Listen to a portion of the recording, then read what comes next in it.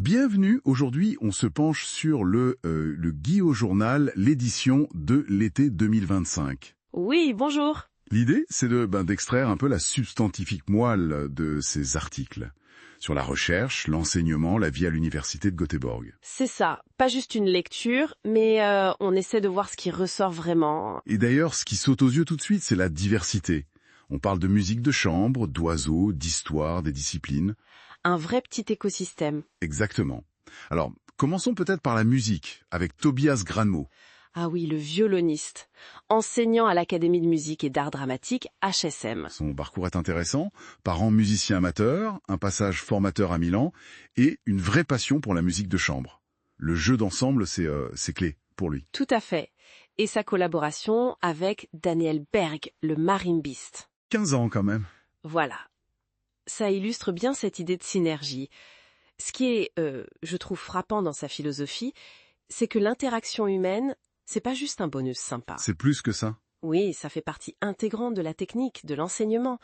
Il veut transmettre l'inspiration, mais aussi l'importance de cette connexion. C'est ça qui rend la musique vivante, quoi. L'idée que la virtuosité seule, ça suffit pas. Exactement. C'est la synergie qui compte peut-être plus. Et cette idée de passion comme moteur, on la retrouve ailleurs, mais dans un tout autre domaine. Avec Helen Aronson et son travail sur les oiseaux. Ah oui, le projet doctoral sur la biodiversité. Elle regarde comment nos aménagements, les constructions, l'agriculture, tout ça impacte les populations d'oiseaux. Et ce qui est fascinant, c'est comment elle utilise les données citoyennes. Oui, Art Portal en Suède. Oui. C'est énorme. 11 000 utilisateurs réguliers, des millions d'observations. C'est la force de la science participative. Sans ces milliers d'observateurs passionnés, ce genre de recherche à grande échelle serait beaucoup plus difficile, voire impossible parfois. Et ça montre aussi, comme tu disais, que l'intérêt personnel... Souvent né très tôt, oui. Pour elle, c'était son père qui l'a initié. Ce moteur personnel, c'est puissant pour la recherche.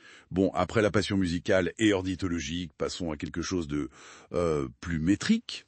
Daniel Arvidsson. Lui, il bosse sur la mesure de l'activité physique, mais de façon très très précise. C'est ça. Fini les simples déclarations, il utilise sa méthode de l'eau doublement marquée. Ah oui, j'ai lu ça. C'est quoi exactement le principe en gros ? Si j'ai bien compris, on donne aux participants, ils sont 120 dans le projet LIPAD, de l'eau avec des isotopes stables. Pas radioactifs, hein. D'accord. Et ensuite ? Ensuite, on suit comment ces isotopes se répartissent dans le corps et comment ils sont éliminés.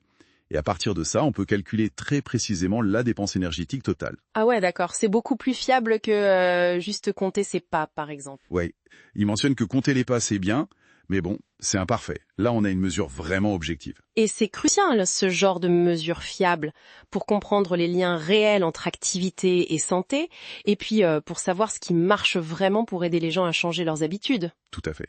Et cette recherche de précision, elle s'inscrit dans le cadre plus large de l'université, qui elle-même évolue. C'est ce que montre Henrik Björk. Oui, son travail sur l'histoire des disciplines académiques. Il prend des exemples comme la médecine vétérinaire ou la science forestière, Skogsvetenskap, et il montre comment leur statut, leur orientation plus théorique ou plus pratique, a changé au fil du temps, surtout depuis les années 50. Ce regard historique, il est super éclairant. Ça révèle les tensions, les dynamiques internes à l'université. C'est-à-dire ?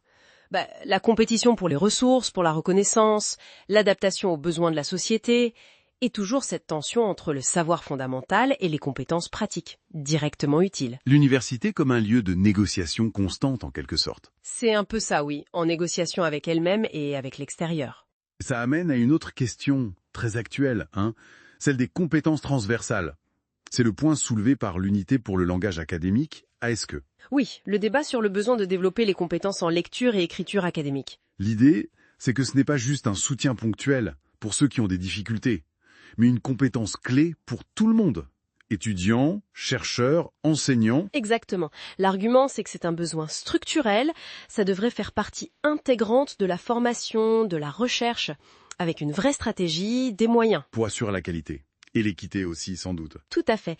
Qualité et équité dans une communauté universitaire de plus en plus diverse. Bon, si on essaie de résumer un peu ce parcours dans le journal, on a vu la passion comme moteur, chez Granmo, Aronson, la quête de précision avec Arvidsson, l'université comme institution vivante, historique avec Björk. Et l'importance des fondamentaux, comme la maîtrise de la langue académique via ASK. Le fil conducteur, finalement, c'est peut-être cette image d'écosystème. Oui, un écosystème où tout interagit. Les parcours individuels, la recherche pointue, l'histoire de l'institution, les besoins pour que tout ça fonctionne bien ensemble. Et ça laisse une question ouverte, peut-être pour conclure. Comment une institution comme l'université peut-elle cultiver en même temps l'excellence dans des domaines très spécialisés? Et renforcer ses compétences essentielles pour tous, comme bien communiquer son savoir pour que chacun puisse naviguer et contribuer pleinement. Exactement. Vaste question. De quoi réfléchir après cette lecture.